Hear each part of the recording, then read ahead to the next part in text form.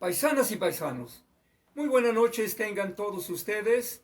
Bienvenidos y bienvenidas a su canal, El Son Político de Tasco. Hoy justamente siendo miércoles 12 de octubre del 2022, vamos a llevar a cabo breves comentarios acerca de lo que tradicionalmente se ha venido festejando por muchísimos años, la mal llamada Día de la Raza, que en mi concepto debería de ser más bien el Día de la Desgracia para los pueblos primitivos de América.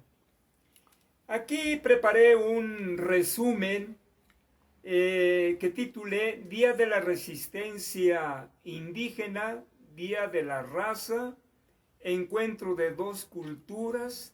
¿Cómo llamarle? Yo le llamaría mejor Día de la Resistencia de los pueblos primitivos de América. Repito, yo le llamaría el Día de la Resistencia de los pueblos primitivos de América. Voy a leer algunos párrafos para después hacer algunos comentarios. Un día como hoy, pero de 1492, los nativos de nuestro continente descubrieron, así entre comillas, descubrieron que eran indios que vivían en América, que estaban desnudos, que debían obediencia a un rey, a una reina de otro mundo, que había un Dios y un cielo. A más de 5 siglos del descubrimiento de América, el 12 de octubre se conmemora el Día de la Raza, mal llamada Día de la Raza, en memoria de aquella lucha que en 1492 libraron los indígenas y los colonizadores españoles luego de que el marinero genovés Cristóbal Colón descubriera el Nuevo Mundo. Ahí también está mal dicho, porque él no vino a descubrir nada. Él creyó que había llegado a las Indias. Nunca, creo que murió y nunca supo que había llegado a un continente nuevo. Ese día fue denominado así por el mestizaje que nació en el encuentro entre esos dos grupos culturales tan diferentes, por un lado la raza blanca española y por el otro la indígena, iniciando con ello la unión entre Europa y América, y que también se le conoce como encuentro de dos mundos. En consecuencia, es importante recordar que debido a que Colón creyó haber encontrado las Indias y no el continente americano, fue que a estas nuevas tierras se les nombró así, y por ende a sus habitantes indios. Los indios eran los originarios de allá de la India.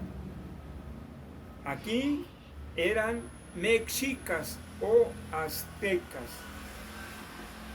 Ambas denominaciones fueron utilizadas tras la gestación de la colonización europea de América, que duró 300 años hasta finales del periodo colonial. Acordémonos de la independencia llevada a cabo por el gran sacerdote Miguel Hidalgo y Costilla, José María Morelos y Pavón, Vicente Guerrero, entre otros más. Esta celebración no solo se conmemora en México, sino en la mayor parte de los países americanos y España, aunque con diferentes nombres, pero todos ellos evocan el momento histórico de la conquista. Salud con un cafecito, con mi taza donde está el son politicón.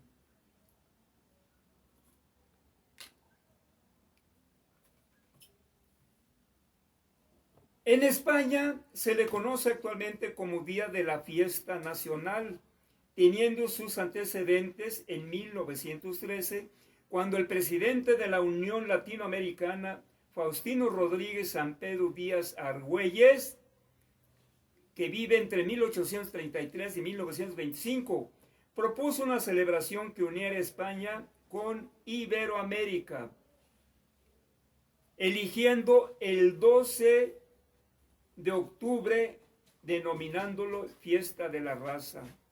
Y 2 años más tarde cambia por el Día de la Raza. Posteriormente, en 1981, se le denominó Fiesta Nacional de España y Día de la Hispanidad. A partir de 1987 se conmemora como el Día de la Fiesta Nacional.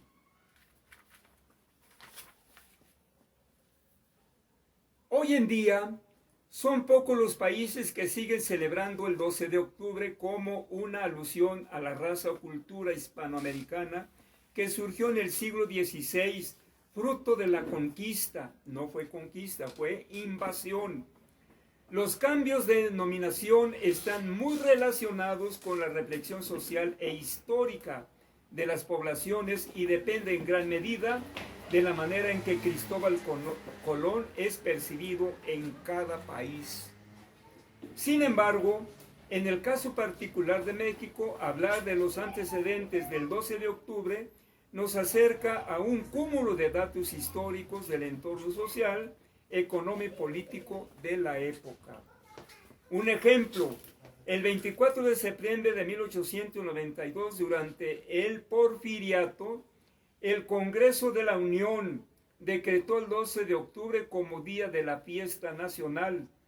Posteriormente, en 1917, esta fecha se le denominó Día de la Raza, a iniciativa del presidente Venustiano Carranza, que vive entre 1859 y 1920, quien además aportó a la historia de México y de los derechos humanos la proclamación de la Constitución Política de los Estados Unidos Mexicanos, la cual, tras una serie de reformas continuas vigentes hasta nuestros días, reconoció los derechos de los campesinos y trabajadores, hizo diversas reformas laborales y estableció los estatutos para el salario mínimo, entre muchos otros aspectos.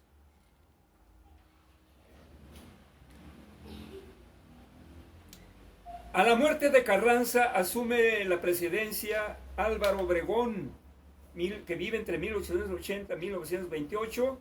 Durante su gestión, que es entre 1920 y 1924, además de contribuir al avance de la nación, se allegó de colaboradores que también dejaron un legado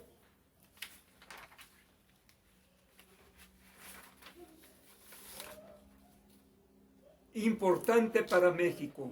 En este caso, se trata del nombramiento de José Vasconcelos como secretario de Educación Pública, quien impulsó las reformas educativas y el desarrollo cultural, creando más de 1,000 escuelas rurales y 2,000 bibliotecas públicas como parte de los derechos de la sociedad de aquella época, y se le recuerda por haber instituido la celebración del 12 de octubre a partir de 1928.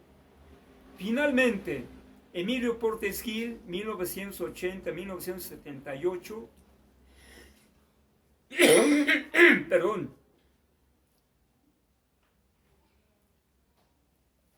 como último presidente interino, oficializó este festejo cívico que el 10 de octubre de 1929 el Congreso de la Unión aprobó para declarar el 12 de octubre como fiesta nacional, denominándolo Día de la Raza y aniversario del descubrimiento de América.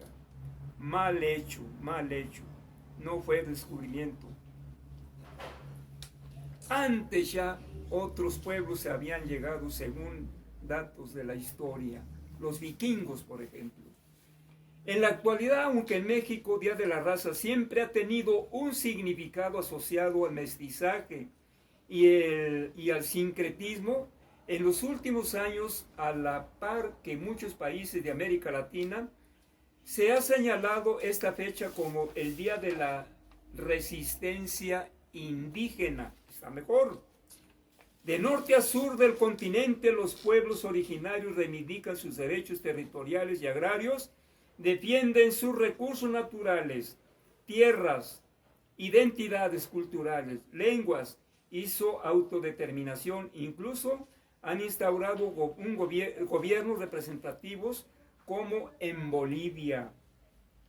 Este interés y cambio de perspectiva obligó a los estados y a la misma Organización de las Naciones Unidas a reconocer la pluralidad cultural y étnica de las sociedades. Entre paréntesis, declaró el Decenio de los Pueblos Indígenas en 1995 y 2004. Por otro lado, y el más reciente acontecimiento que encontramos es que la Asamblea General de las Naciones Unidas adoptó una resolución que proclama al periodo 2022-2032 como decenio de las lenguas indígenas. Y esta ocasión México será la sede del evento de alto nivel en el que la comunidad internacional definirá las metas y las acciones a desarrollar durante este decenio. En todo el continente los indígenas luchan por el reconocimiento de sus identidades y formas de vida, defienden su territorio, recursos naturales. De Chile a Canadá, pasando por América del Sur, Centroamérica y México, los indios levantan la voz para tomar en sus manos la historia, reinterpretarla y construir su presente y las decisiones que les afectan a partir de la colonización de los saberes, visiones alejadas del eurocentrismo.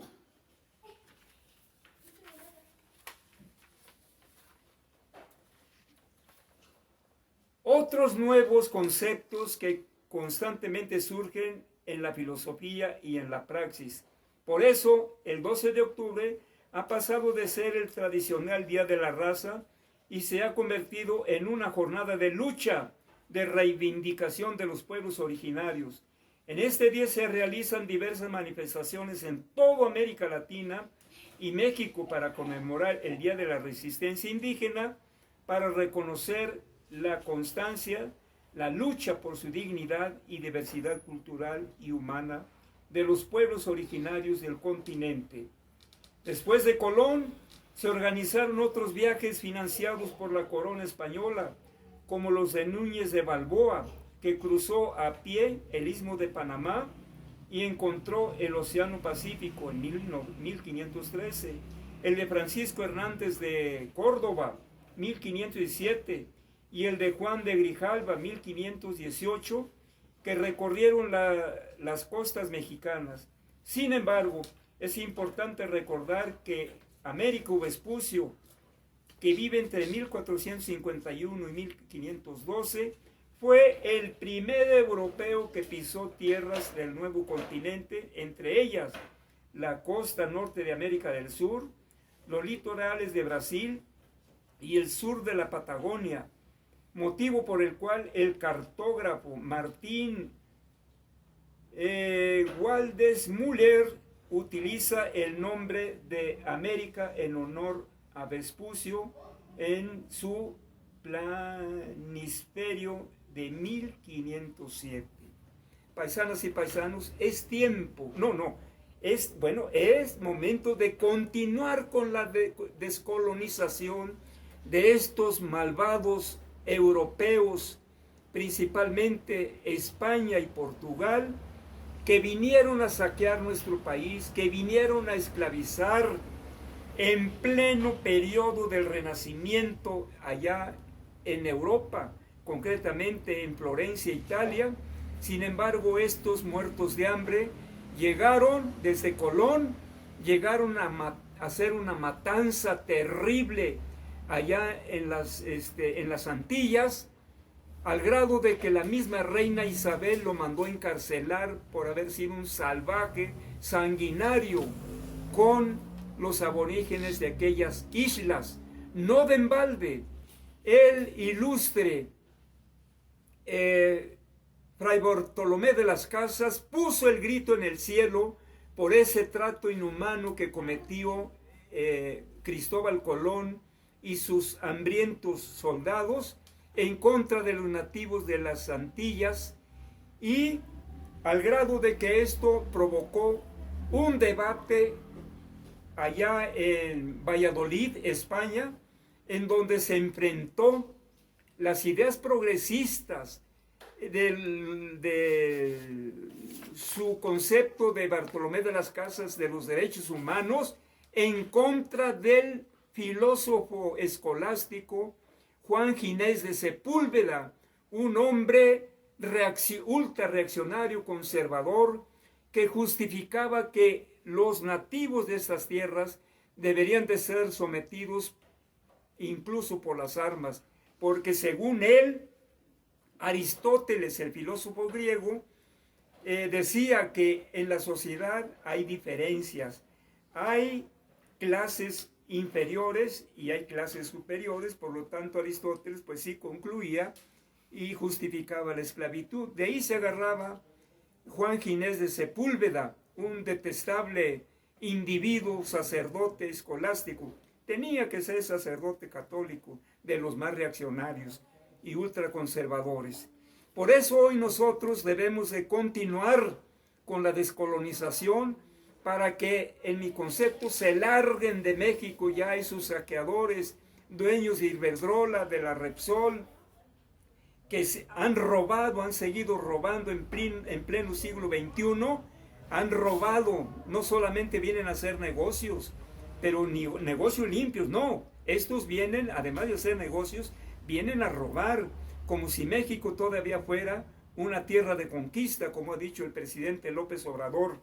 Así que nosotros como pueblo debemos estar apoyando al presidente López Obrador para que estos saqueadores, sean ingleses, sean alemanes, sean franceses, sean portugueses, españoles, norteamericanos, canadienses, que vengan a hacer negocios, pero negocios limpios, no negocios turbios, no venir a robar, porque de aquí en adelante ya no se les va a permitir que vengan y roben estos descarados, que todavía lo sigue defendiendo por ahí unos señores de ultraderecha, como es Rodrigo Abascal, como José María Aznar, como el mismo Pedro Sánchez, el rey Felipe VI, ¿quién es más? Un fulano que es algo así como canciller de España en América Latina, de apellido Álvarez, no es Álvarez, es Álvarez, y que todavía siguen defendiendo, claro, pues son españoles, siguen defendiendo a estos dueños empresarios de Iberdrola, de Repsol y otras empresas que han venido desde que llegaron a México. No vinieron a invertir su dinero, no, vinieron e invirtieron dinero que pidieron prestado a bancos mexicanos. Así que esos ladrones que llegaron desde aquella época, 1492, y después con Cortés que llega en 1519, fuera, fuera. Que vengan quienes tengan ética en los negocios. Los que quieran venir a robar, mejor que se larguen, porque nosotros estamos dispuestos ya a continuar con este proceso de descolonización de nuestro país, incluso de toda América Latina. Paisanas y paisanos, esos son mis comentarios de esta noche. Muy buenas noches tengan ustedes. Les comentó su servidor, profesor Agustín Alanís Arciniega, y en los controles técnicos me apoya mi hijo Apolo Iván. Por favor, compartan estos videos, espero sus opiniones, háganle un like y con el ánimo de que yo mejore mis comentarios, pues yo espero de su parte que opinen, que me digan si estoy en lo correcto o no lo estoy. Muy buenas noches y hasta pronto.